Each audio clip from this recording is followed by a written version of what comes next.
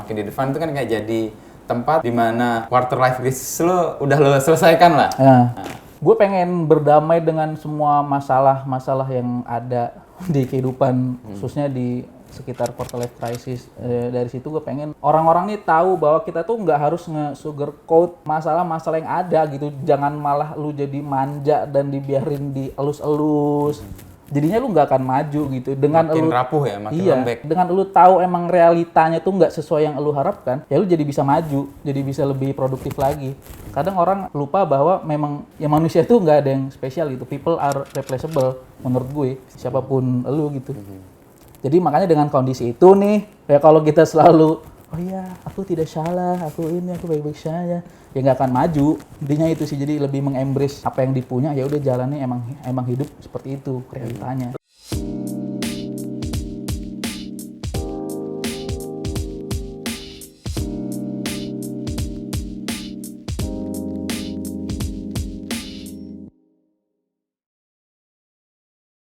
Devan Yulustiawan, apa kabar, Man? Halo Mas Wisnu, alhamdulillah sehat. Ih. Ini audisi suci ya? Enggak, kayaknya nggak akan jadi suci nih karena kita ternoda kayaknya. Udah kotor. Van, ini gue dalam posisi yang sebenarnya pengen belajar tentang generasi lo, generasi Z ya, Zillennial. Kan banyak yang disalahpahami nih. Orang bilang digital native gitu ya, digital savvy, keren, multitasking. Tapi kadang-kadang kita nggak menemukan itu juga. Menurut pengalaman lo atau apa yang lo temukan di generasi lo tuh generasi kayak apa sih? Generasi gue, yang gue pahamin tuh mereka seneng sesuatu yang cepet jadi gitu. Instan. Makanya mie itu laris banget. Tapi itu semua generasi kayaknya. Oke. Makanya itu laris. Jadi kita tuh seneng yang instan dan nggak bertele-tele gitu, langsung 1 detik, 2 detik, 3 detik. Dan kita memang konsumen digital. Pokoknya kita ngeliat medsos banget lah. Dan di dunia gue ya, sepemahaman gue, anak-anak dari generasi gue nih emang seneng suatu hal yang langsung mencolok gitu. Langsung menarik perhatian. Jadi kalau misalkan ada konten-konten khususnya dari gue gitu ya, konten-konten yang bertele-tele itu malah jatuhnya langsung di skip. Oke. Dan generasi gue, si paling generasi gue nih, si paling Gen Z nih gue nih, itu cenderung tidak loyal gue ngeliatnya. Untuk apapun? Untuk apapun. Berarti pacar lo banyak dong? Dikit. Mereka tidak loyal ke gue. Oke. Mereka tuh cenderung nggak loyal gitu, gampang bosen, gampang cabut. Gampang pisah. Apa yang membuat generasi lo mudah cabut dari sesuatu yang tadinya disukai atau diminati? Karena mungkin kayak terlalu banyak exposure gitu kali ya, perkembangan zaman terlalu maju sangat dinamis, jadi banyak pilihan, banyak opsi. Mungkin berbeda dengan ketika Mas Wisnu masih di bangku SD, SMP. Pilihan cuma itu doang gitu. Oke. Jadi faktor itu yang membentuk ya. Menurut lo bahwa banyaknya pilihan tuh membuat lo malah tidak teguh pada satu hal tapi mencoba sana sini. Itu jadi nggak loyal. Positifnya apa menurut lo? Positifnya jadi untuk kita yang menyediakan ibaratnya makanan untuk si Gen Z ini, jadi harus selalu berpikir kreatif. Hal yang baru gitu ya? Hal yang baru. Mau nggak mau harus produktif lagi. Dari sisi itu malah memacu produktivitas ya? Iya, kalau misalkan terlalu loyal dan gitu-gitu aja cenderung flat dan gak variatif. Asik gitu ya. Itu positif ya. Kalau negatifnya menurut lo apa? Negatifnya apa ya? Karena dalam hidup kan butuh loyalitas kan. Misalnya, lo kan nggak bisa, ini kalau dalam hidup berkomitmen ya, kerja gitu ya. Lo nggak bisa hari ini nggak suka, besok keluar. Menurut gue ya, nggak tahu kalau generasi lo. Atau komitmennya lebih panjang. Kita berkeluarga gitu ya. Nggak suka sama pasangan, besok bisa berpisah gitu misalnya. Itu gimana? Menurut gue dampak negatifnya dari sifat seperti itu ya mungkin jadi tekanan mental kali ya. Tekanan mental, oh kena mental gitu anak-anak sekarang itu. Kena mental, jadinya lebih rapuh gitu. Oh rapuh, bahasa lu keren juga, rapuh. Banyak lah rapuhnya. Terbukti dengan lagunya lagu-lagu yang senja-senja gitu. Lagu-lagu yang mengobati jiwa. Tidak ada anak-anak zaman sekarang mendengarkan Alesana, Slipknot, Sleeping with Sirens. Kita hanya mendengarkan penyanyi-penyanyi. Misalnya apa? Yang mewakili generasi lo untuk lagu apa misalnya? Sekarang kan kayak lagi ngetren musik-musik indie gitu ya, musik-musik indie yang mendayu-dayu, yang memoles, yang memanjakan rasa bersalah anak-anak gitu. Okay. Kayak, sepertinya aku memang jelek dan kurang. Tidak apa-apa. Oke juga gitu ya. Nggak apa-apa, itu bukan salah kamu. Semesta pasti mendukung kayak. Itu yang malah asih sisi negatifnya ya. Itu yang malah apa ya? Ya sebenarnya kurang realistis jadinya kita. Kalau gue ngeliatnya kayak kita tuh hidup ada di gelembungnya aja gitu. Tidak melihat dunia yang sebenarnya. Padahal ya dunia itu ya memang luas, bisa dikatakan luas dan ya tidak adil. Dia tidak adil, memang tidak adil. Ya lu harus face it gitu, nggak usah disugarcoat, manis-manis. Nggak dibuai dengan penerimaan yang palsu gitu ya. Padahal tantangan hidup itu nyata banget gitu ya. Tantangan hidup nyata, orang-orang jadi cenderung hidup dalam gelembungnya masing-masing. Itu otokritik buat lo atau buat generasi lo juga? Buat generasi gue. Kalau gue pribadi sih tidak bisa menerima yang lembut-lembut kayak gitu ya, entah kenapa. Tapi kan lo generasi itu. Apa yang membuat lo berbeda dengan kebanyakan generasi lo? Mungkin karena keluarga. Pola keluarga dari kecil. Keluarga gue cukup konvensional. Cukup konvensional dan cukup konservatif. Konvensional-konservatif itu misalnya sisir rambut ke kanan gitu. Itu konvensional konservatif. Rambut nggak boleh. Lebih panjang, oke. Kalau lagi syuting harus pakai batik. Mungkin gitu peraturan bokap memang kayak gitu sih. Dari keluarga tuh turun-turun gitu. Itu membuat lo keluar dari kumpulan yang kayak tadi, artinya ada pengecualian gitu ya. Sama lingkungan main juga sih kayaknya ya. Lo main di mana aja? Gue kan ikut komunitas stand up comedy, yang mana dari anak-anak stand up ini jarang sekali gue temukan orang-orang tipikal yang anak-anak ibarat yang tadi gue bilang sugarcoat, mendayu-dayu. Mereka cenderung menerima realita kehidupan mereka. Lebih keras gitu ya? Lebih keras dan justru diolah jadi komedi, bukan suatu hal yang mendayu-dayu. Mereka berdamai. Banyak teman-teman di komunitas orang cacat, orang nggak punya orang tua. Ya malah jadinya tertawa aja gitu. Jadi kita tertawa nggak bersalah. Berbeda dengan orang-orang bunyi kan HP. Berbeda dengan di telepon ya sama produser nih, kayaknya mau dijadiin alarm. Sholat ini kayaknya, atau enggak? Alarm sholat asar. Tapi saya sudah sholat tadi. Gitu tadi. Sampai mana mas? Sorry mas. Sampai di titik di mana orang bisa berdamai dengan dirinya sendiri, termasuk dengan hal yang buruk atau tidak menyenangkan itu. Salah satu hal yang gue pelajari dari stand up comedy itu kayak kita nge-embrace kekurangan kita gitu. Misalkan kita memang katakanlah mukanya jelek. Ya memang gitu. Ya udah dijadiin komedi aja gitu. Kita nggak punya mobil, kita cuma punya motor, pasti banyak pengalaman lucu di motor. Nah mungkin itu yang tidak dirasakan sama orang-orang yang lain gitu, karena mereka mungkin sulit untuk mengembrace kekurangan mereka karena terlalu banyak insecure dan mikir iri-iri ke yang lain gitu Mas ya. Jadi satu keluarga, kedua tempat main ya, itu yang membentuk karakter orang. Yang pendidikan nggak? Pendidikan juga sih. Oh iya lupa pendidikan. Pendidikan. Lo kuliah apa sih? Makasih mas udah kasih tahu. Lo kuliah jurusan apa? Sampai gua bisa jadi jurusan geografi. Apa itu, belajar ngapalin pulau-pulau atau? Jadi jadi geografi kalau di UI itu, gua geografi UI itu masuknya di Fakultas MIPA. Wow, we are the yellow jacket. Oh iya, maksudnya itu jurusan apa? Ilmu komunikasi. Oh, ilmu komunikasi. Jurusan yang aku inginkan. Geografi. Dulu kayaknya gue nggak pengen tuh. Aduh. Gila, tapi sayangnya komunikasi ini sih, soshum ya. Lintas jurusan, gue kan IPA SMA-nya. Kebetulan geografi itu FMIPA, masuknya Fakultas MIPA.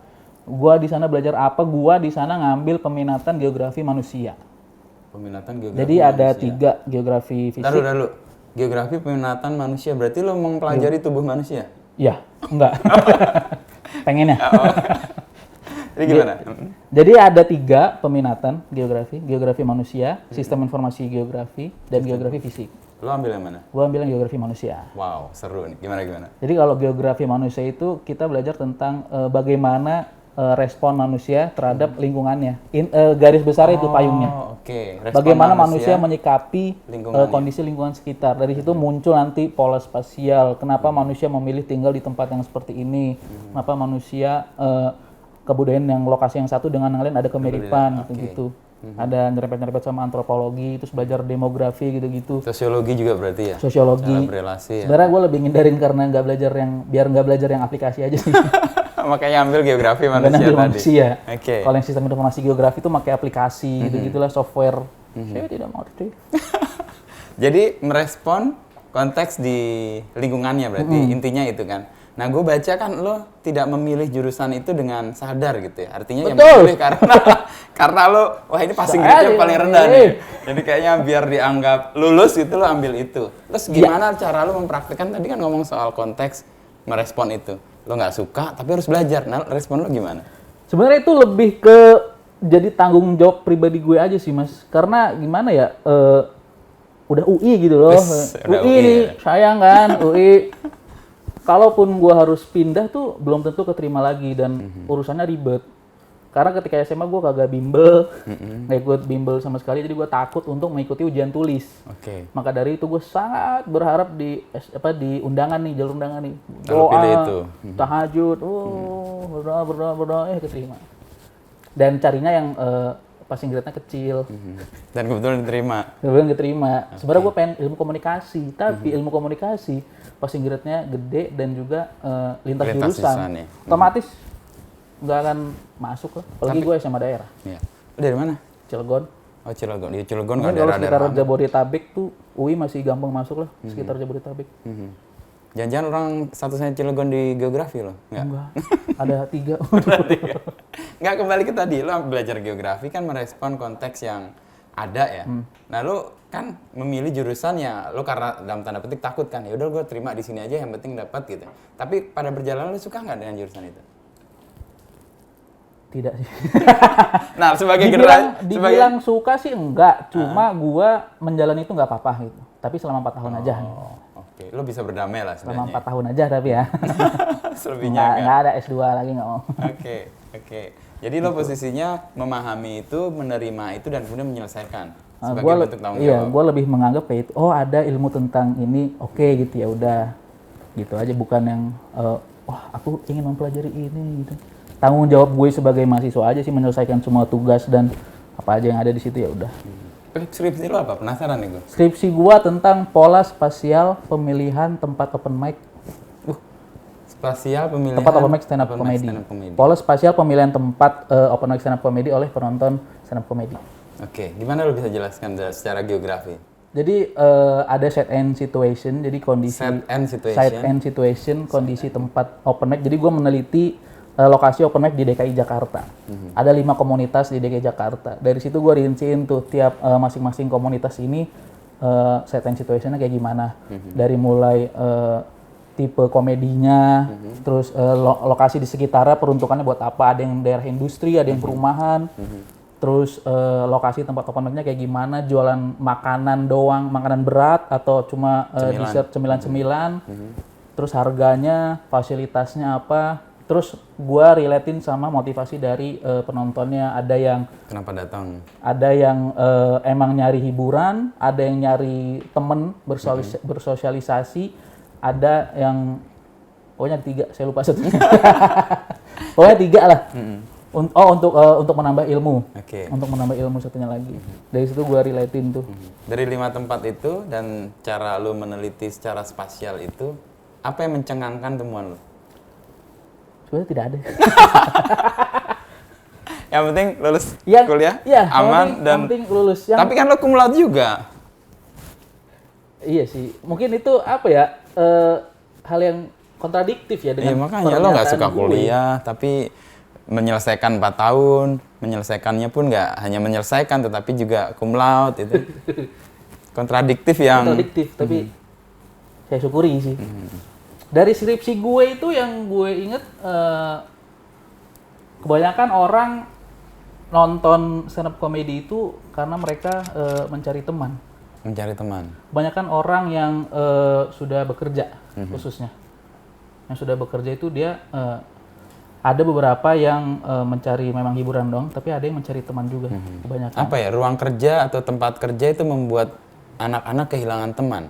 Sehingga dia mencari teman ketika spasial itu dibentuk. Jadi, tapi kerasa juga sih Mas ya, setelah lulus kuliah tuh kayak nggak ada teman gitu kayak. Oh iya.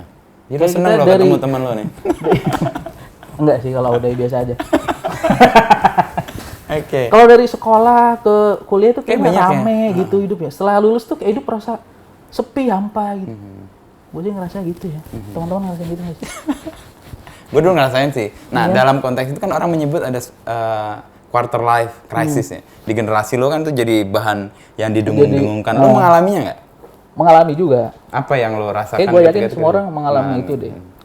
Yang lebih dirasakan itu kalau gue pribadi ketika nongkrong sama teman-teman nih, apalagi teman-teman gue ibaratnya orang-orang yang bisa dibilang pinter dan dari kalangan yang menengah ke atas gitu ya. Mereka itu kayak keren-keren gitu kerjanya. Teman-teman gue yang di Fakultas Teknik, Fakultas Ekonomi, angkatan, teman-teman angkatan. Kerjanya keren-keren di perusahaan-perusahaan Bonafit, yang multinasional gitu-gitu. Sedangkan gue kok gitu, maksudnya sebelum ada Semakin di Devan ya. Jadi itu menekan ya, itu jadi Itu kayak krisis ya. Apa yang buat lo kemudian ngerasa ya itu urusan dia lah? Apa lo taunya cuma dari IG doang atau dari medsos doang atau tahu secara langsung? Tahu secara langsung sih ngobrol. Dan itu menekan. Dari LinkedIn. Itu menekan. Cukup menekan ya tapi pada akhirnya itu tadi gue mengembrace apa yang gue punya aja gitu. Bahkan kekurangan lo embrace. Dan syukurnya ada deh Semakin di Devan. Jadi gue kalau nongkrong sama teman-teman yang tadi perusahaan multinasional gue nggak insecure lagi. Oke. Sejak kapan itu insecurity-nya hilang? Sejak adanya Semakin di Devan. Kapan itu? Sejak ya mungkin followernya 50.000 lah lumayan. Bisa dipamerin. Sekarang udah 2 kali lipat kan dari 50.000? Sekarang udah 3 kali lipat. Oh, 3 kali lipat kan. Apa yang kamu mau wujudkan dari akun itu? Semakin di Devan itu kan kayak jadi tempat di mana quarter life crisis lo udah lo selesaikan lah. Nah. Gue pengen berdamai dengan semua masalah-masalah yang ada di kehidupan, khususnya di sekitar quarter life crisis. Dari situ gue pengen orang-orang nih tahu bahwa kita tuh nggak harus nge-sugarcoat masalah-masalah yang ada gitu. Jangan malah lu jadi manja dan dibiarin dielus-elus. Jadinya lu nggak akan maju gitu. Dengan makin lu rapuh ya, makin lembek gitu ya. Makin lembek. Dengan lu tahu emang realitanya tuh nggak sesuai yang lu harapkan, ya lu jadi bisa maju, jadi bisa lebih produktif lagi. Kadang orang lupa bahwa memang ya manusia itu nggak ada yang spesial gitu. People are replaceable menurut gue. Bisa diganti ya. Bisa diganti, sangat bisa diganti. Siapapun lu gitu. Jadi makanya dengan kondisi itu nih, ya kalau kita selalu, oh iya aku tidak salah, aku ini, aku baik-baik saja, ya nggak akan maju. Intinya itu sih, jadi lebih mengembrace apa yang dipunya, ya udah jalannya emang hidup seperti itu realitanya. Lo menemukan sebuah semangat itu dan lo memperjuangkan di Semakin di Devan itu dari mana? Awalnya sih agak-agak lupa ya, cuma selama ini yang gue rasain ketika mulai ada tren-tren mental health awareness ini, gue pribadi ngerasa kayak nggak cocok gitu, kayak gitu. Kayak cengeng gitu ya malah ya? Iya gitu. Kayak apa ya, ngeliat itu responnya bukan malah jadi semangat, jadi kayak Jadi kalau lo ngelihat, Dayu-dayu. sekarang kan banyak istilah healing lah, lalu segala macam. Lo denger itu sendiri gimana? repot sekali gitu. Sebatas orang ingin detox sosmed gitu tuh, gue merasa ngapain sih? Ya lu kalau emang nggak pengen ngelihat yang jelek-jelek di matiin, medsos ya lo bisa mute, lo atau bisa unfollow. block, selesai gitu. Kagak usah pakai detox sosmed terus ninggalin.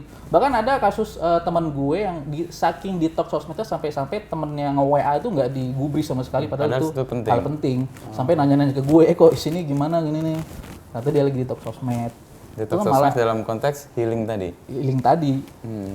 Maksud gue ya ada fitur mute, block, dan lain-lain. Kayak ya kita mas sehari-hari kalau gabut ngapain? Ya udah buka HP. Maksud gue ya mungkin pilihan orang berbeda-beda ya. Takutnya gue dicecer nanti. Tapi setidaknya kan lo mewakili generasi lo kan. Artinya ada sesuatu yang agak berbeda nih, menyimpang dalam arti memang gue tahu setiap kumpulan itu pasti ada pengecualian. Dan gue ngeliat pengecualian dari lo.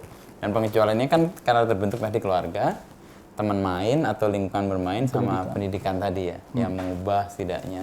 Dan lo punya cita-cita sebenarnya di ilmu komunikasi, tapi belajar geografi. Makanya lo jadi kayak komunikator sekarang kan? Iya juga. Dengan semakin di depan, pengen jadi stand up comedy kan sebenarnya inti dari komunikasi kan, storytelling kan Iya, itu. pengen. Menyampaikan pesan. Jadi nanti yang mau masuk suci berapa ya? Mama Bedel. Lo menuju itu by design atau ketemu Untuk aja? stand up comedy. Enggak, maksud, iya stand up comedy adalah turunannya. Dari yang lo geografi tiba-tiba menyimpang ke semakin di depan itu dan jadi kayak komunikator lah akhirnya. Sebenarnya kalau yang tadi gue bilang gue kuliah di geografi itu gue jadikan sebatas formalitas gue menyelesaikan kewajiban, ibaratnya menyelesaikan urusan gue sama orang tua gue dah. Oh, tanggung Kewajiban jawab gue, lah ya. tanggung jawab sama orang tua udah selesai, bukan kayak jadi jalan hidup. Karena selama kuliah di geografi pun gue berstand up comedy, MC gitu lah, dunia-dunia komunikasi gitu-gitu. ya. MC, stand up comedy. Dan emang yang gue pengen ketika lulus pun gue di bidang itu gitu loh. Oke. Gue nggak pernah sama sekali daftar jurusan yang bidang geografi malah. Padahal sebenarnya dibutuhkan juga kan untuk banyak. Padahal banyak lowongan. Tapi lo nggak masuk ke situ. Dan emang kalau kita into ke situ beneran ya emang sebenarnya bonafit juga.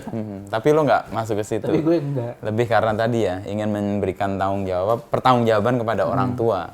Lalu pendidikan lo pahami sebagai apa selain bahwa untuk bertanggung jawab pada orang tua yang sudah membiayai? Pendidikan yang sangat gue rasakan ketika ini blessing yang mungkin salah satu blessing terbesar di hidup gue adalah ketika gue keterima di UI. Dengan keterima di UI, ya kita nggak bisa menampikan lah. Mungkin banyak orang yang bilang kuliah dimanapun itu sama aja. Yang penting orangnya gimana.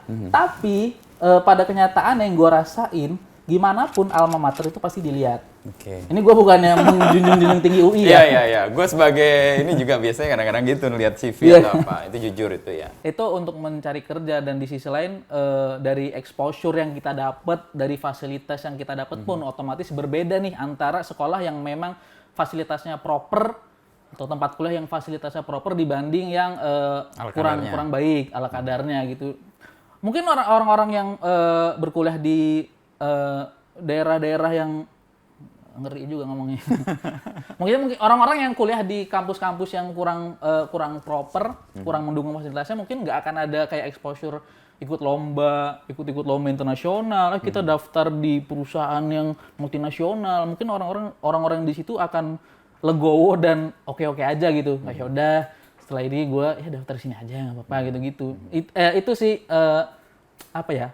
Salah satu hal yang gue rasa tuh sangat blessing bagi gue ketika gue keterima di UI. Dengan gue keterima di UI itu gue dapat exposure itu tuh.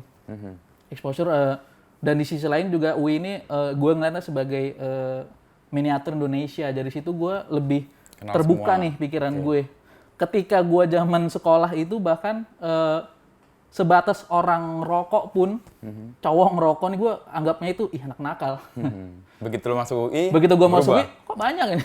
Nggak hanya cowok bahkan. Iya, nggak hanya cowok, bahkan cewek-cewek. Dari situ gue mengerti, dari situ gue bisa paham bahwa orang ngerokok tuh belum tentu dia nakal. Bisa jadi emang dia stres, dapat idenya karena ngerokok. Dari situ gue lebih terbuka dan memahami lah sifat-sifat orang dengan berkuliah di tempat yang ibaratnya proper.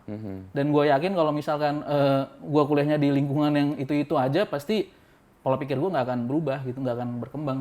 Keterbukaan juga nggak terjadi ya di situ ya. Jadi pendidikan penting meskipun menurut lo juga di mana dia dibesarkan atau berrelasi dengan orang-orang itu juga membentuk juga ya. Ada juga kan orang yang belajar di tempat yang mungkin keren, bonafit, tapi juga cupu-cupu juga karena mungkin ya kurang pergaulannya tadi sih. Iya benar. Kita juga harus mau ikut nongkrong sih, terbuka. Dan harus membiasakan untuk sifat bertanya dan penasaran sih. Apa yang dirasakan orang tua lo ketika lo lulus? Kan lo udah menyelesaikan tanggung jawab dan apa istilahnya ya, hal yang lo harus berikan kepada orang tua. Nih tanggung jawab saya sebagai anak sudah menyelesaikan itu. Gue bersyukur orang tua gue nggak pernah ngelarang gue atau nggak pernah ngeharusin gue harus gimana gitu ya Mas ya. Jadi setelah lulus pun ya udah dibebasin dan mereka tuh seneng-seneng aja, apalagi ketika gue pertama masuk UI. Nyokap gue sampai nangis. Saking terharunya. Gue kan kasih lihat tuh pengumumannya, terima. Jurusan apa li? Geografi. Kok geografi? Apa yang dibayangkan waktu bercanda itu? Tapi memang dia Seneng terharu. masuk UI. Masuk UI ya. Di keluarga yang pertama lo kayaknya. Di keluarga gue ya. Oh iya, sesuatu. Nah, kemudian kan lo membangun kanal atau membangun brand di Semakin di Depan itu. Apa yang ada di benak itu kayak merek brand tertentu deh. Iya. Itu kayak Mocin ya? Bukan ya? Tahu Mocin nggak lo? Motor Bukan, yang generasi-generasi itu? Bukan. Nggak tahu ya, generasi Mocin. Oke. Apa itu tiba-tiba ada nama itu?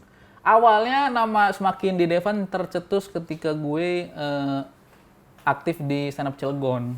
Zaman-zaman SMA tuh kan masih aktif.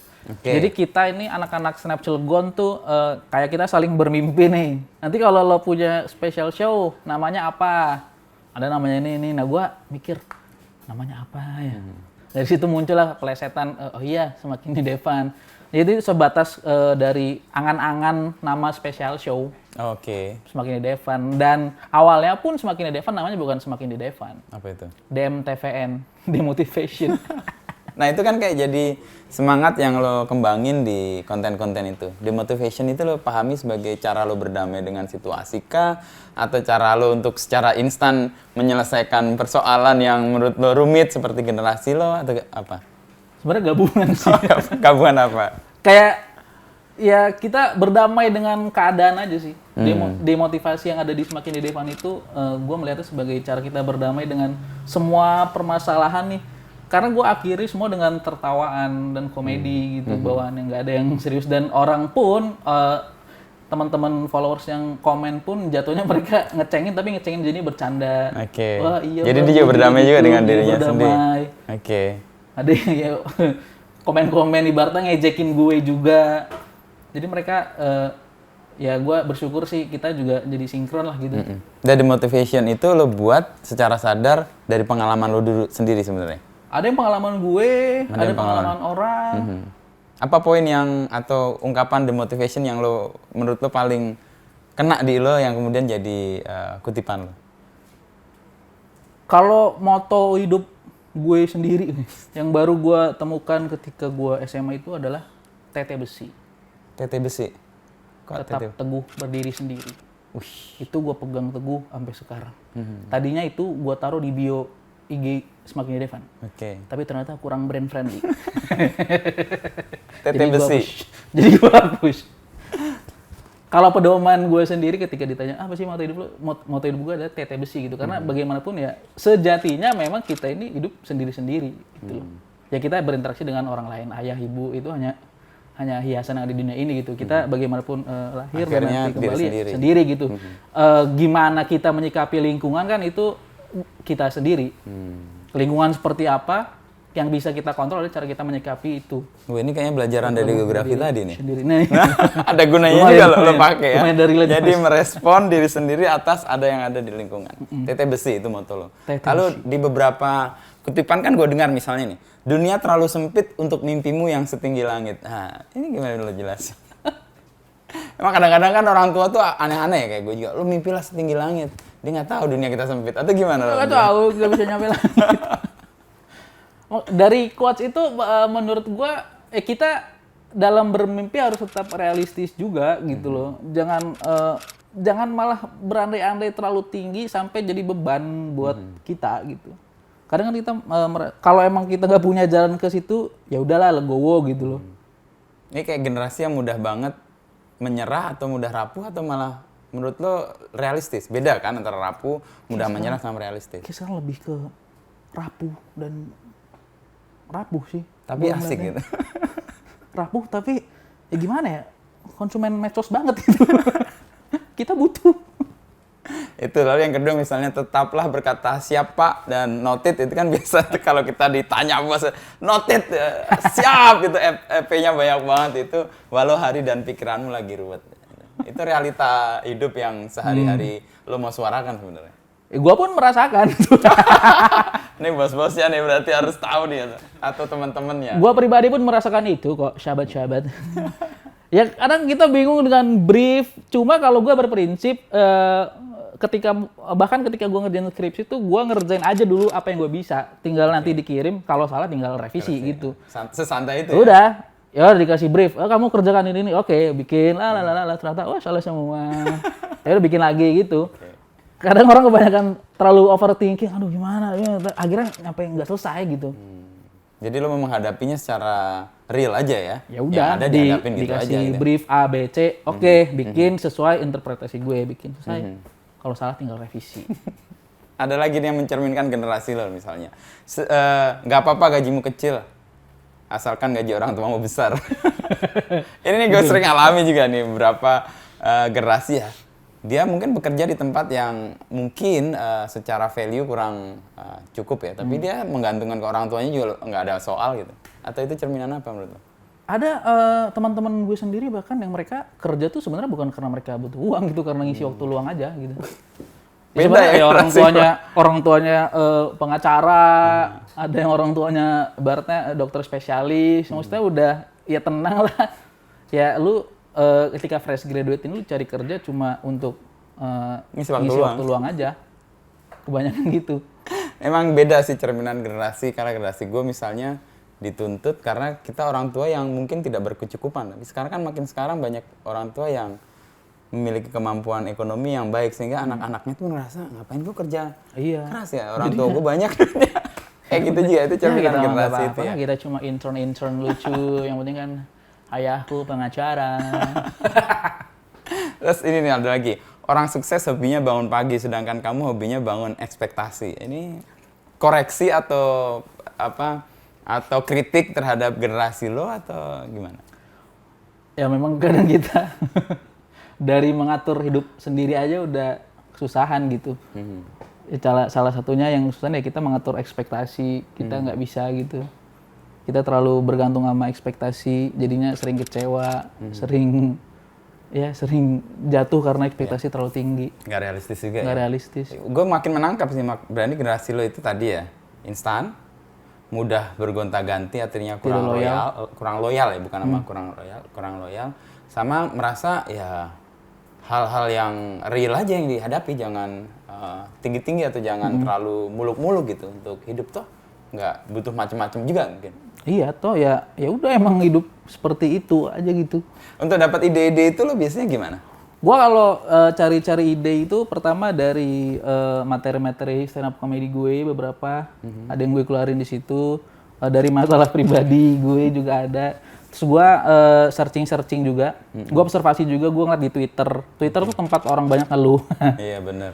Teman-teman gue pada ngeluh di situ, ngeluh tentang kerjaan, tentang percintaan.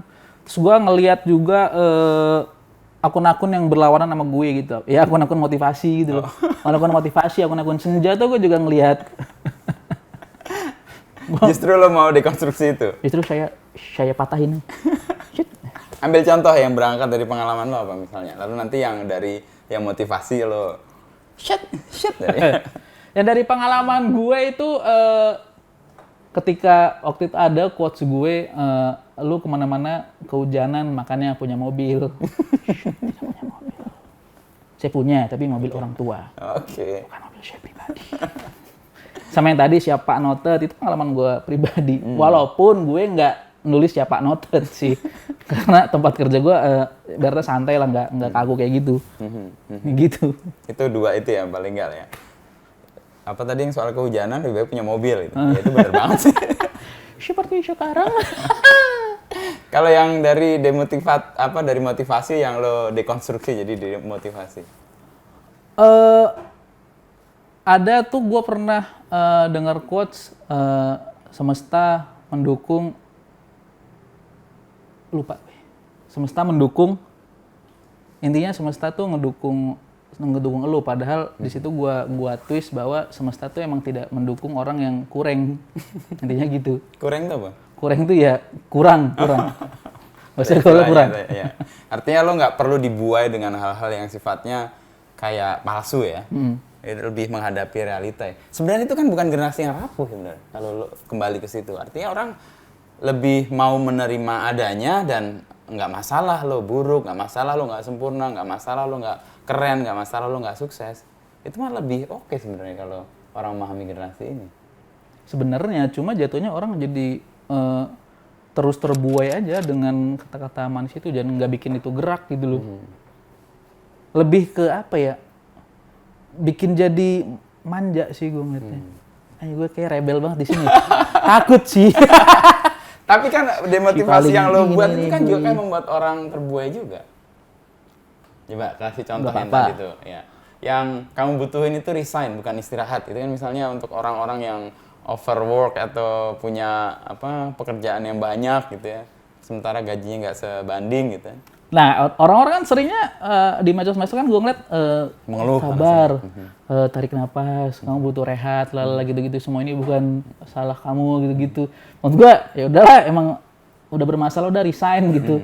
Daripada lu istirahat doang, nanti masalah datang menyelesaikan lagi. masalah lagi ya. Mending langsung resign. Itu cerita yang lebih real untuk menjelaskan tadi ya, mudah sekali untuk hal yang instan dan mudah sekali untuk berpindah karena nggak loyal itu ya. Berarti ada positifnya juga sebenarnya. Iya. Kita kan nggak harus mempertahankan hal-hal yang menyakiti kita terus. Keren banget gue ya.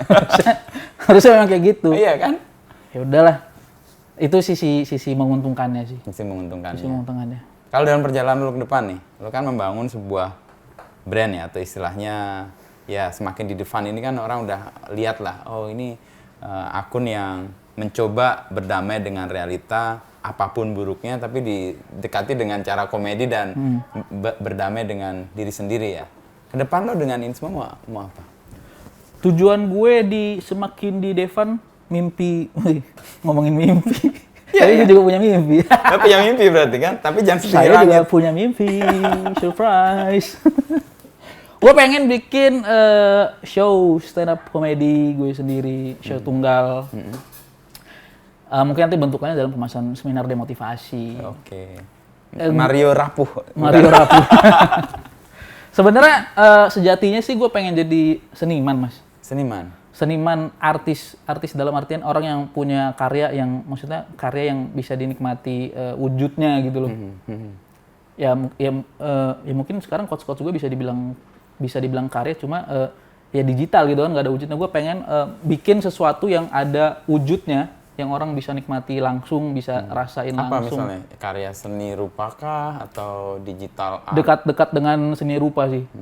Sedang belajar atau Gue emang seneng gambar, karena gue dari kecil mendengarkan lagu-lagu emo, lagu-lagu metal. Gue seneng gambar-gambar hal yang berbau tengkorak. Oke. Pokoknya gambar-gambar api, tribal, tengkorak. Gue seneng lukisan-lukisan yang tribal-tribal gitu deh. Gue sebenarnya Ke situ. pengen jadi seniman berkarya dan bisa dinikmati gitu loh. Di sisi lain tadi untuk semakin relevan gue pengen bikin show stand up, pengen bikin show stand up sendiri. Untuk membuat kayak demotivasi itu sesuatu yang memotivasi juga sebenarnya kalau lu lihat, kalau pengennya kan jadi kayak seminar besar gitu. Dan selain itu untuk cari uang.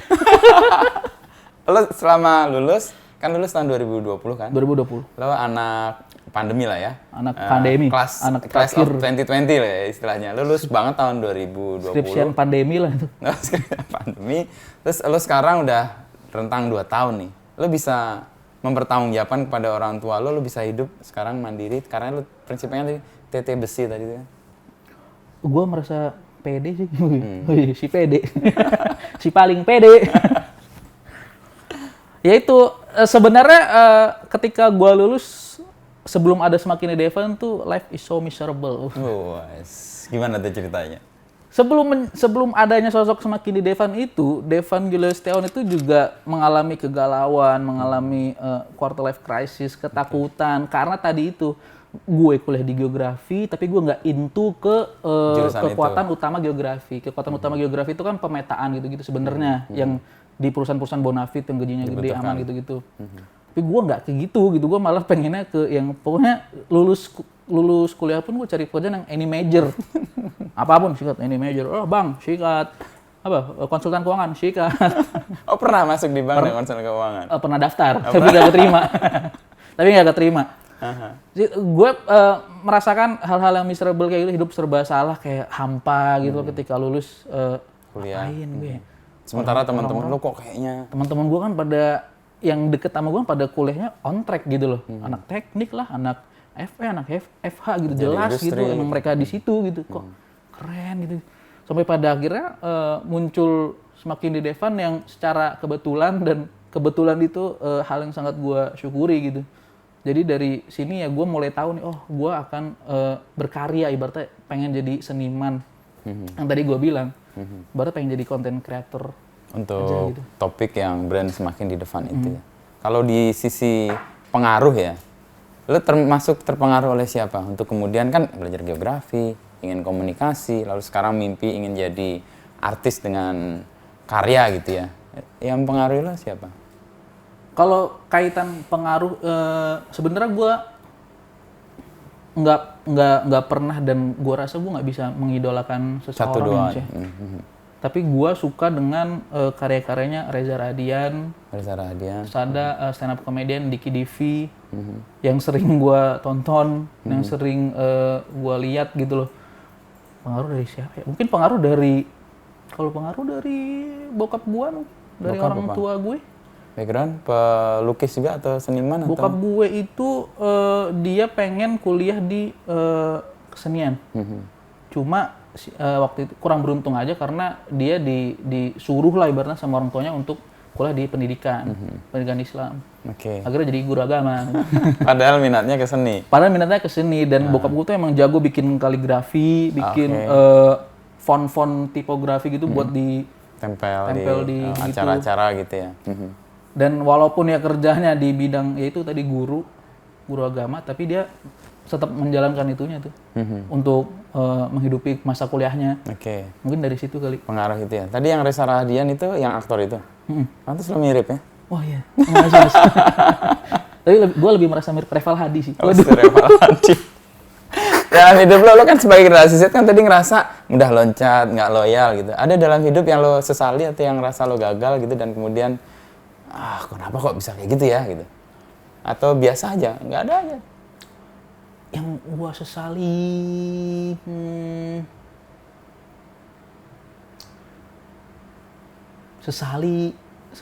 kayaknya Nggak ada. sesel banget kepikiran sampai sekarang tuh sejujurnya kayaknya nggak ada sih, Mas. Betul mudah melepas itu ya. Udah melepas dan ya gue senang lah dengan kehidupan yang sekarang gini. Dengan ya hai seperti ini. Tapi lu dengan HHI tapi pakai batik gini kayaknya nggak matching, gimana ceritanya juga loh. Ini kan harusnya kan Assalamualaikum yang saya hormati. Kalau bisa memutar waktu sih, saya pilih pakai jersey Barca. Kenapa ini tiba-tiba lo pakai batik ini dan jadi kayak ciri, padahal sampai bolong sih kan lo pakai aja. Masih bolong. Ketek-ketek udah bolong. Okay.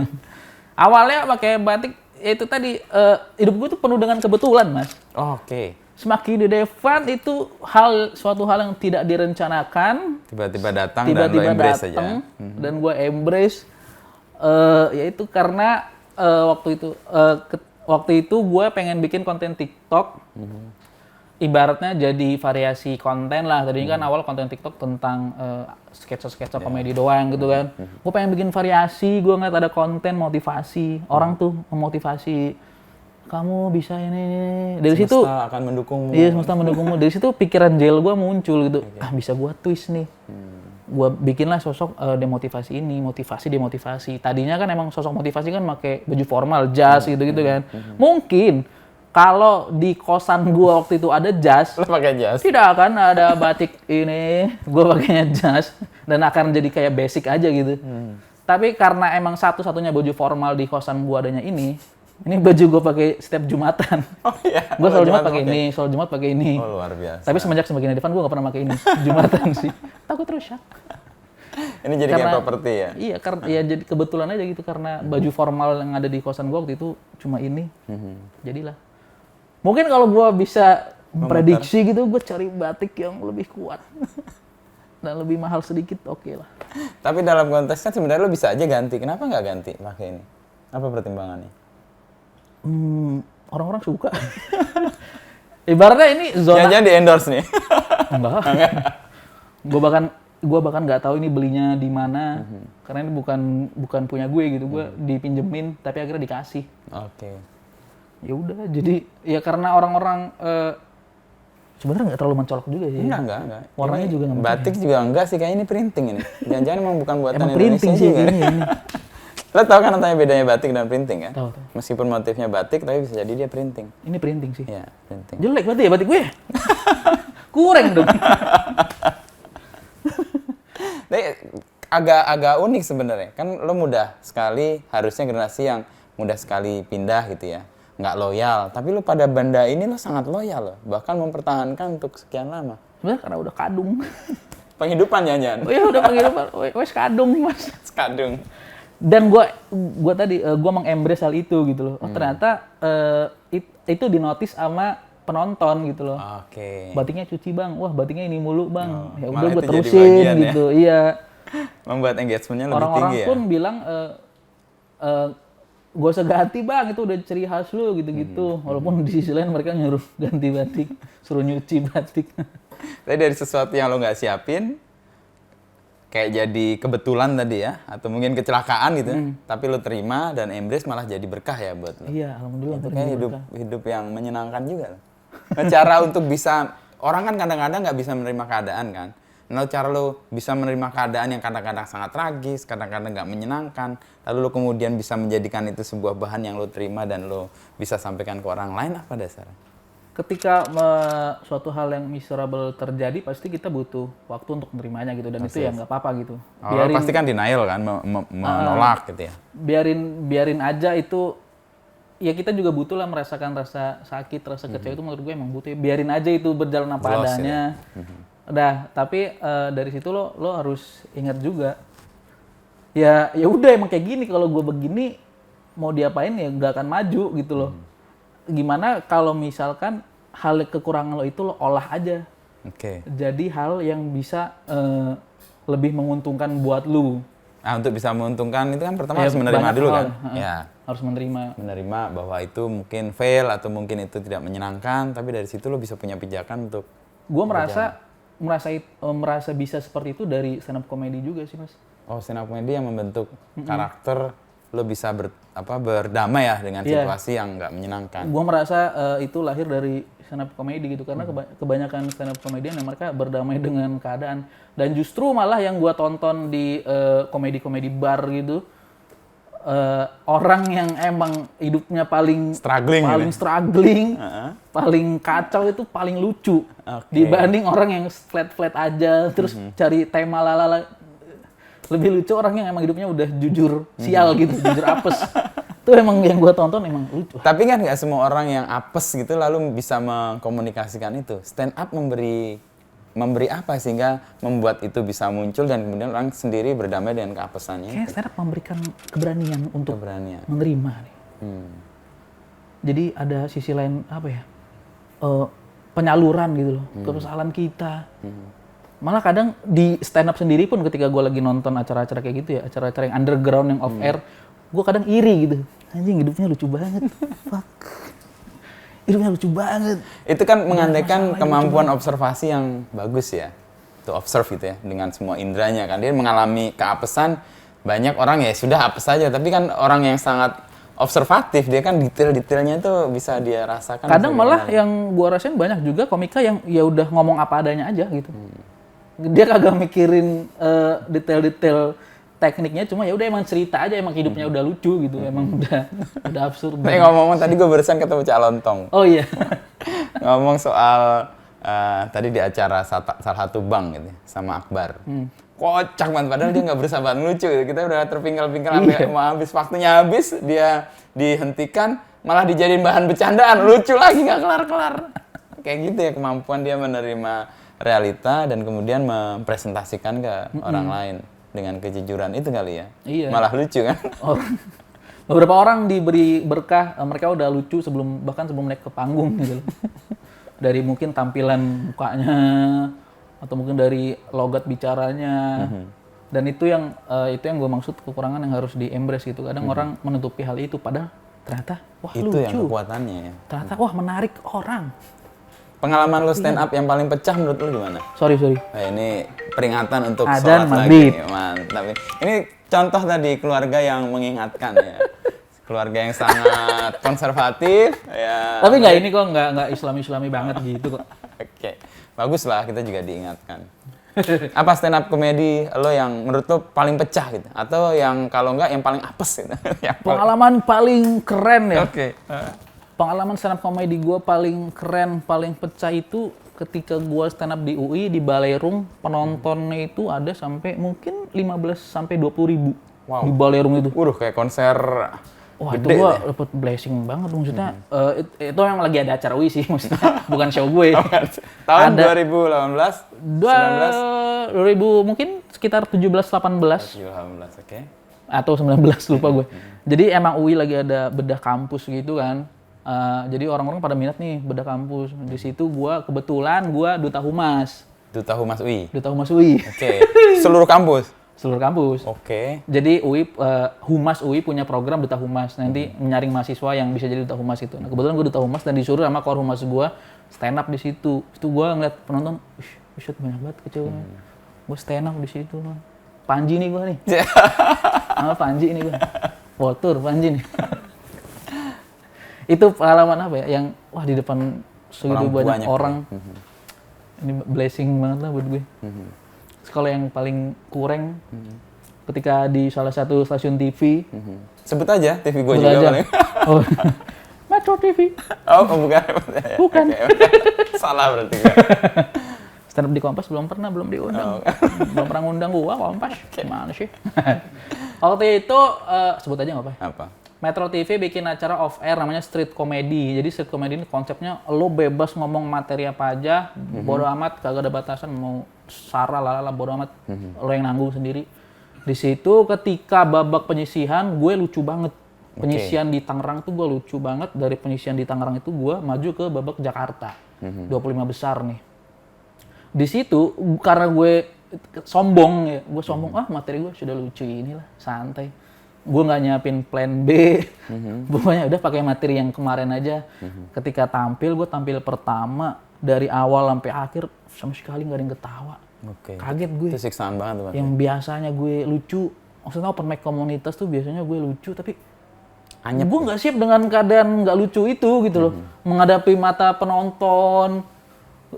Yang hampa gitu ya. Iya, gue kaget. Gue ibaratnya kayak orang yang jago kandang tiba-tiba keluar nggak ada persiapan senjata, karena selama ini penonton gue kan anak-anak sekolahan, mayoritas cewek-cewek, empuk lah buat gue.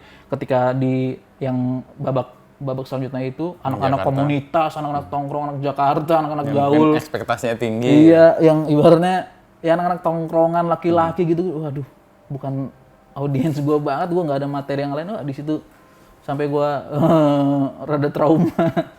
Kayak apa gue main gendang aja. Gak usah stand up lah, gue kayak karambol aja kali, atlet karambol. Sampai lo berpikir gitu. Sampai kayak gak usah stand up. Tapi proses lagi untuk kemudian lo bisa berdamai dengan kegagalan yang besar itu? Gue curhat sih. Ke ada salah satu komika di Suci juga, almarhum Gebi Ramadan, Suci 4 kalau nggak salah, Suci 4. Jadi gue curhat juga ke dia, bang, gue tadi ngebom istilahnya kan. Kalau gagal tuh ngebom? Kalau garing tuh ngebom istilahnya. Gue tadi ngebom banget gitu-gitu. Nah dari situ dia ngasih pepatah. Gue juga waktu itu kayak gitu kok, Van. Tapi ya gue kagak malah jadinya greget dia. Malah jadinya gregetan buat, aduh harusnya gue gini. Nah itu gue nggak mikir kayak gitu. Gue malah mikir, aduh enggak lah. Kenapa gue nggak mikir yang gregetnya gitu loh. Di situ gue mulai ngeh, oh iya ya. Harusnya gue mengolah pikiran gue dan perasaan gue ini ke audiens. Aduh harusnya tadi gue gini. Dengan gue mikir kayak gitu kan jadinya gue jadi maju lagi, bikin materi lagi. Itu yang gue dari almarhum Gebi. Gagal itu ya. Tapi kemudian ada trauma yang itu lo bisa sembuhkan ya? Sekarang jadinya akhirnya cita-cita lucu aja. Di komunitas juga akhirnya jadi bahan ceng-cengan juga gitu. Ini gue pengen tahu aja Steve, kalau seorang stand up comedian mendapati audiens yang anyep gitu, yang nggak punya respon, apa yang lo lakukan biasanya? Gue pernah stand up di kantor, boleh sebut nggak sih? BUMN, boleh. Di kantor PLN. Gue dari awal udah tahu kalau emang penontonnya nggak cocok sama gue, tapi karena ketika di calling fee-nya oke, siap, boleh, siap. Itu meja bundar dan isinya tuh karyawan-karyawan, kepala-kepala gitu-gitu. Yang per ya meja bundar ya orang pada ngobrol dong. Gue situ tampil, salah satu cara untuk nge-handle itu gue ngerasin suara dan caper lah ibaratnya. Caper dan ngajak ngomong audiens. Cuma akhirnya pun di situ gue garing juga sih. Tapi seenggaknya lumayan dibayar. Dan bayarannya besar juga ya? Bayarannya BUMN, besar juga itu BUMN. BUMN, PLN. Nah terakhir mungkin kalau cita-cita lo ingin menjadi motivator yang mendemotivasi tadi itu berangkat dari apa sebenarnya?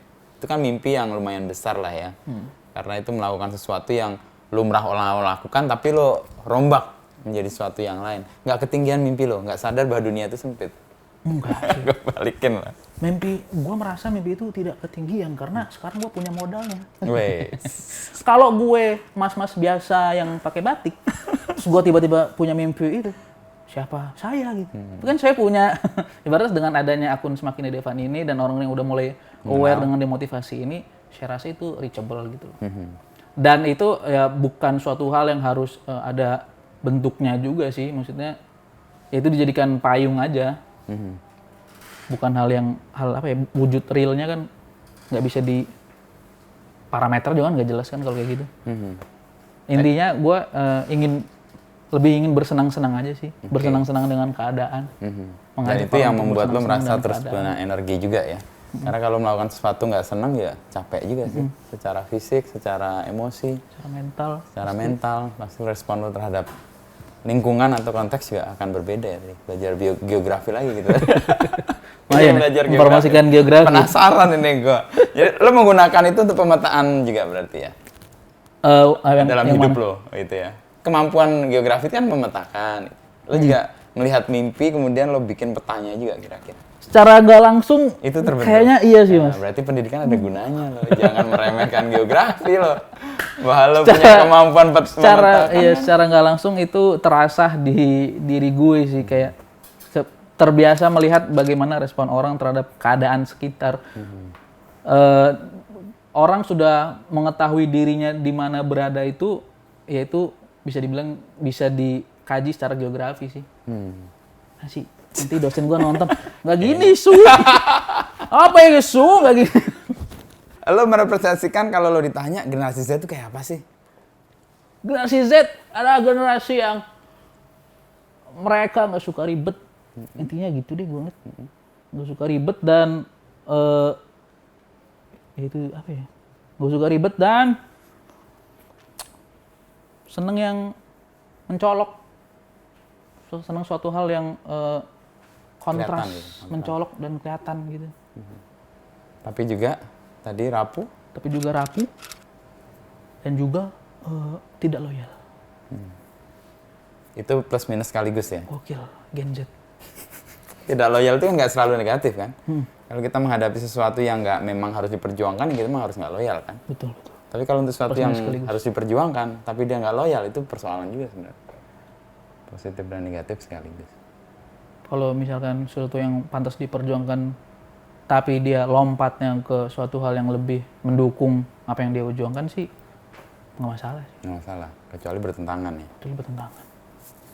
Terakhir, apa yang kata-kata demotivasi yang lo mau sampaikan? Atau yang menurut lo kayaknya pas banget deh untuk situasi hari-hari ini atau konteks sekarang tuh kayak apa? Ini geografi nih tadi. Apa ya? Tadi nggak ada. Tadi mana nggak ada. Kadang nih gue bingung ketika disuruh coba dong satu kalimat karena gue nggak nginget semua kata-kata gue sih. Coba lo pilih deh dari ya. Tapinya mana yang lo dan lo jelaskan sedikit aja untuk menutup nih. Coba atas lagi.